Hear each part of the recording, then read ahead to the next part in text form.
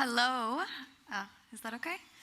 Hello, I am Lily. I'm here on behalf of Zamaneh Media, where I am the communications lead as well as an editor.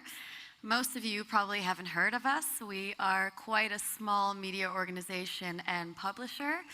And this image here, this amazing illustration, is sort of our mission in a visual. And no, it was not created by AI. So to give you guys a little bit of an introduction to who we are, we're an independent media and digital publisher for Iran. We were born out of an initiative by Free Press Unlimited and the Dutch Parliament, but we never had offices in Iran. But together with a few journalists, Zamaneh Media was born in the form of Radio Zamaneh, which used to be a radio station. We no longer do radio, but we operate online. So we have Radio Zamaneh, and we have around 100,000 readers there. Datgast is Iran's first petitioning platform, so it's sort of like a change.org specifically for Iran. And Tribune Zamaneh is our citizen journalism platform.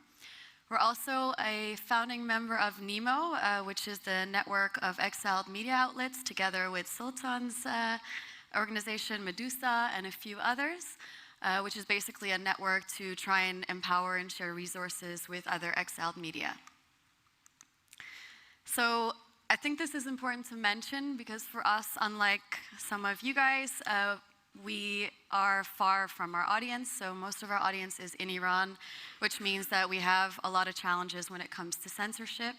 We're blocked there, and we also rely on a huge network of journalists and other contacts inside the country to help us report on what's going on inside Iran. So it's not so simple. We can't really be there on the scene. So it's really important that we're able to keep contact. For that reason, we've been really innovative and we've gotten really creative with ways to stay connected with the country. So we've already started kind of thinking about ways that we can be creative and innovative before AI with some of our tools to make sure that we're still online.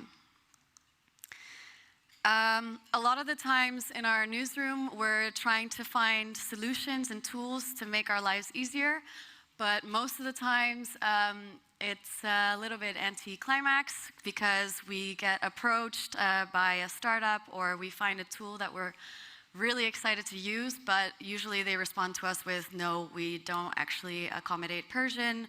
That's not a language we support. So it's been pretty sad until AI came along, and we found a lot of different things that we can solve with AI. So I would say about a year ago, we started thinking of what we can do with AI to make things easier for our editorial staff and journalists.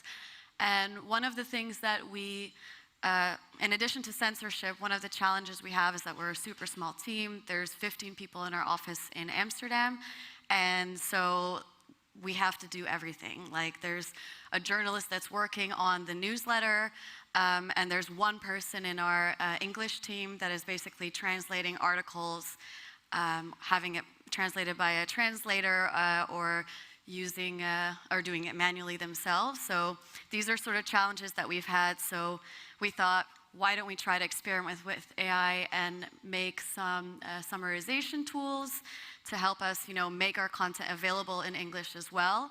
And another thing is started in the Applied AI in Journalism Challenge, where I actually met David.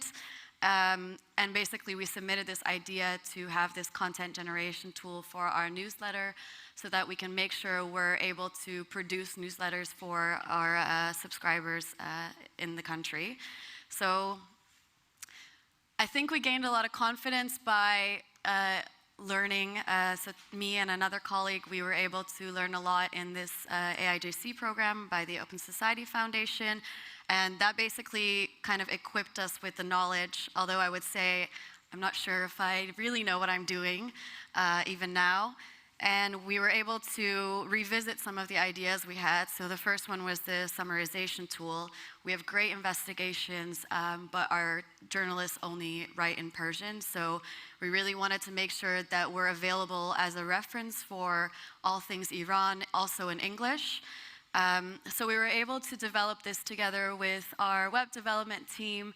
And so far, these are the first results we've gotten, and we're pretty happy about it. And we want to make sure that we keep a human in the loop, and also in the future have plans to integrate it into WordPress. And the second tool that we have produced in-house is the Newsletter Hero. And with the Newsletter Hero, we basically experimented and discussed with our editorial team, you know, what kind of formats, what kind of content do you struggle with creating for the newsletter that we can kind of make easier with the help of AI. And we experimented with this throughout the AIJC program, and we're able to create something that we're kind of happy with, still a work in progress, that we also want to make really simple by integrating into MailChimp. So that's sort of where we're at with our AI adventures, and I'm going to pass it on to Sultan.